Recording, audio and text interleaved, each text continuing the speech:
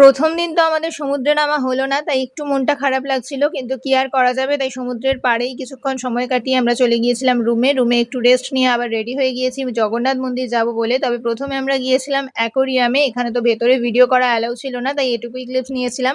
তারপরে চলে আসি আমরা মন্দিরের দিকে। আর এবারে দীঘা আসার আমাদের মেইন উদ্দেশ্য ছিল এই মন্দিরে আসাটাই।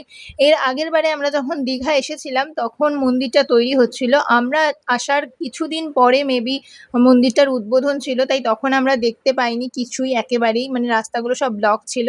তাই এবারে ১ম দিনই বিকেলবেলা চলে গিয়েছিলাম আমরা মন্দিরে। আর মন্দিরের পরিবেশটা কিন্তু বেশ ভালো লেগেছে।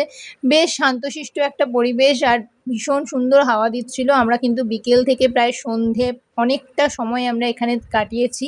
বেশ অনেক ছবিও তুলেছি, তোমাদের সাথে শেয়ার করব। তারপরে সমুদ্রের পাড়ে এসে চা খেতে খেতে খানিকক্ষণ সমুদ্রের ভিউটা এনজয় করছিলাম। তারপর কিছু কেনাকাটা করে খাওয়া দাওয়া করে চলে আসি রুমে। চলো দেখাচ্ছি নেক্সট ভিডিওতে বাকিটা।